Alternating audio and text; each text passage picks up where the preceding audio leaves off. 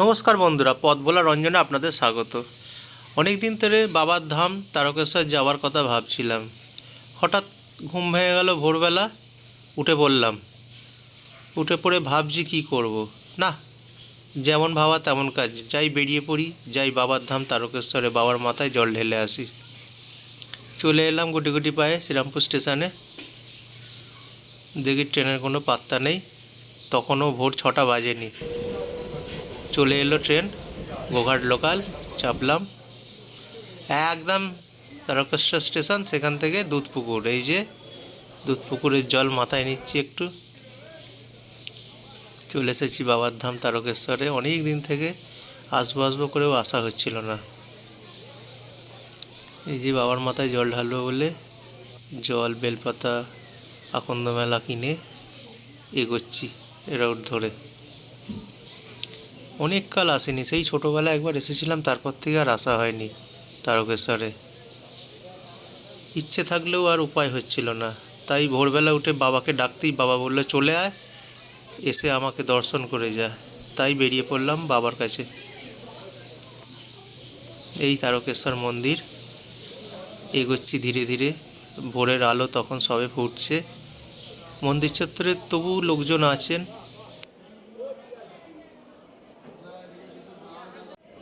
একজন ডন্ডি কেটে চলেছেন বাবার মন্দিরের দিকে, আমিও তাকে অতিক্রম করে এগোলাম।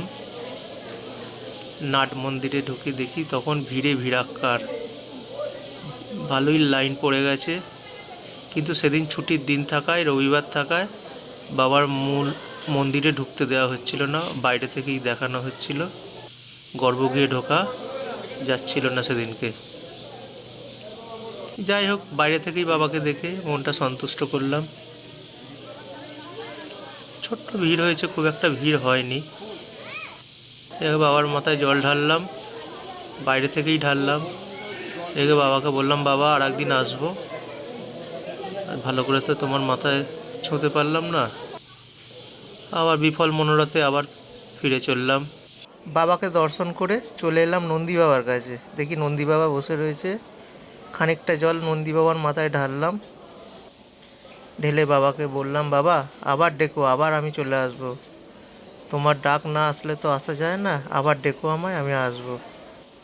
এই বলে বেরিয়ে পড়লাম। রাস্তার ধারে দেখলাম দোকান পাশারগুলো সবে খুলেছে। গুটি গুটি পায়ে একটা কচুরির দোকানে এসে হাজির হলাম। এই যে গরম গরম কচুরি আর আলুর তরকারি। তারকেশ্বরে এসে একটু খাবার চেখে দেখবো না, তা বললে হয়? গরম গরম কচুরি আর আলুর তরকারি খেয়ে মনটা একদম খুশ করে ফেললাম। মনটা বেশ ফুরফুরে লাগছে এবার। খাবারের মানটাও খুব ভালো, খুব টেস্টি। এরপর আস্তে আস্তে দোকান থেকে বেরিয়ে এগোতে শুরু করলাম। রাস্তা ধরে এগোচ্ছি, সব দোকানগুলো আস্তে আস্তে খুলতে শুরু করেছে। আমিও স্টেশনের দিকে হাঁটা দিলাম। আমাকে আবার ডেকো বাবা, আমি আবার চলে আসবো তোমার কাছে, তোমাকে দর্শন করতে, তোমার মাথায় জল ঢালবো। এই বলতে বলতে ট্রেনও চলে এলো। ট্রেনে চেপে একদম বাড়ি চলে এলাম।